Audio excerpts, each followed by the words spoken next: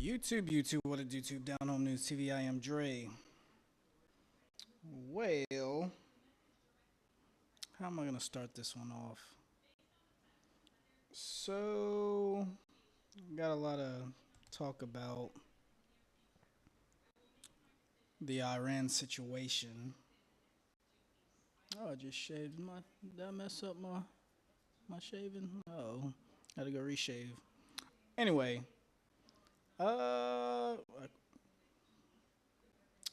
yeah, the possible escalation of the situation in Iran. And it brought me back to, what was it? Around 2010, 2013 time frame, when they had a regime change in Libya. And it made me think, with the overthrow of Assad, an al-Qaeda leader is now in charge. So it brought me back to this situation. Let's check out this video. This evening, he drove up to this restaurant on the Mediterranean coast wearing his trademark flowing robes and gold-rimmed aviator sunglasses, looking every inch the larger-than-life character that he has carefully honed over 41 years in power. How are you? It's good to meet you. I'm Christiana Manfour, ABC. More than anything, his people wanted us to see that Gaddafi is not hiding and has not... I believe this is Muammar's last televised interview with the West, if I'm not mistaken. fled, but remains here in Tripoli, perhaps his last stronghold. He showed no signs of a siege mentality. That's perhaps because he remains utterly unconvinced that there is an uprising against him. No demonstration at all in the streets. No, no one against us. Against me for what? Because I am not president. But They love. He's saying there's no demonstration against him. The people love him. Me, all my people with me. They love me all. But if they do love you, They will die to protect me, my people. if you say they do love you, then why are they capturing Benghazi and they say they're against you there? Why are they in It is a guide. Zawiya? It is a guide. It is guide, not my people. It is guide. And that's the main thing I want to get at. He keeps saying the demonstrators are al-Qaeda. The demonstrators are al-Qaeda. It's al-Qaeda. That's what he keeps repeating. Guide, yes. Colonel Gaddafi, the President of the United States, the leaders of Britain and other leaders are calling on you to step down, to leave Libya, to leave your position of power. Will you do that?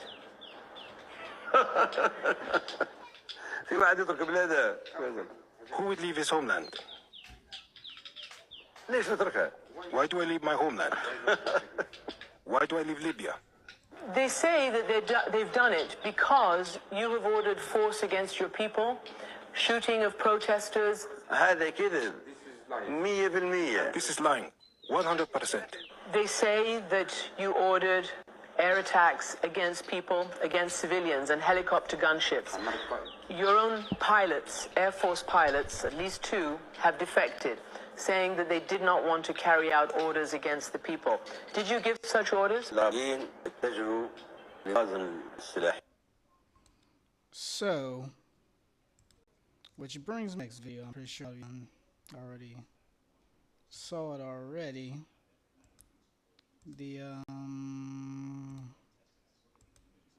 technical difficulties. I thought I had it all pulled up. The Tucker Carlson and Ted Cruz interview. Let's check out a little portion that really grabbed my attention. How many people live in Iran, by the way? I don't know the population. At all? No, I don't know the population. You don't know the population of the country you seek to topple? How many people live in Iran? 92 million. Okay. Yeah, How could you not know that? I don't sit around memorizing population tables. Well, it's kind of relevant because you're calling for the overthrow of the government. Why is it relevant whether it's... Well, Now, a lot of people will say Tucker's just asking silly little questions, irrelevant questions like Senator Cruz is, but it makes a lot of sense if you just sit back, try to be unbiased about it.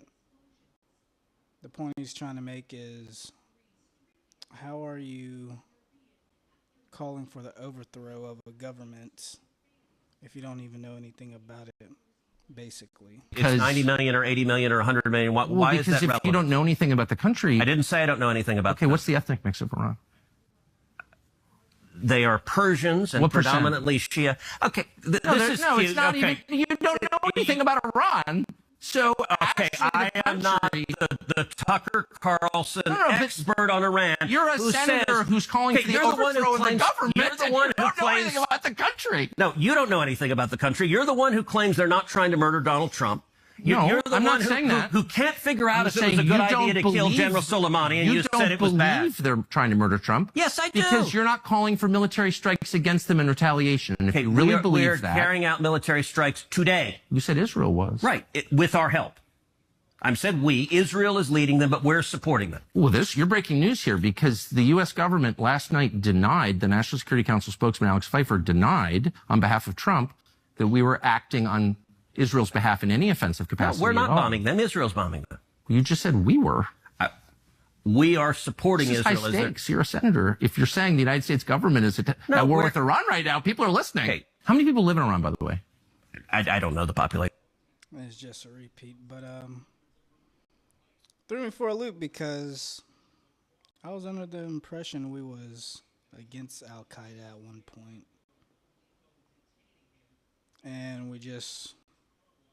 I wouldn't say we, but we contributed to the eventual collapse of Bashar's regime over in Syria. Now I believe he's living in Russia. And now Al Qaeda, well, I'm pretty sure it's not organized, but they're claiming Al Qaeda has now taken over Syria. And I heard about situations in Afghanistan too, where there's a stronghold of Al Qaeda taking over as well. So, which just has me thinking, we were against Al Qaeda in 9/11, and I'm not bashing this current administration or anything because he did run on peace through strength. And last time he was in office, he was stating that he didn't cause any new wars. But it seems as though we may be dragged into another one, which I hope we do not. Hopefully, Iran will come to the table before this weekend, or maybe Sunday. I think he gave them 2 weeks. Hopefully, they'll come to the table, make a deal, and we don't have to be dragged into another war. But I know quite a few of his supporters will possibly be disappointed because he ran on, new wars, things of that nature. But I don't know. What really got me puzzled is how is Al Qaeda in charge when we're supposed to be fighting them in 9/11, but we took down a somewhat stable government. I never lived there, never been there. But I spoke to a Syrian one day when I was at work. I was just asking about Assad. He said he didn't like him for whatever reasons. We didn't really have a chance to go into deep detail, but my thought process is at least you had somewhat of a stable government over there. And from what I've seen and heard, Christians and Muslims, they were able to live over there just like under Muammar Gaddafi. But now Al Qaeda is taking over, which makes me question if we overthrow the Ayatollah in Iran, would the same thing happen with Al Qaeda taking over as well? I don't know.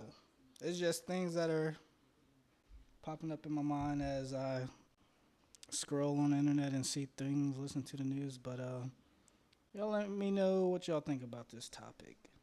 Down Home News TV, I'm Dre. Y'all have a good. Oh yeah, happy Juneteenth too, if y'all celebrate that. I'm actually gonna do a video on the Juneteenth situation that happened earlier, but y'all catch me on the next video.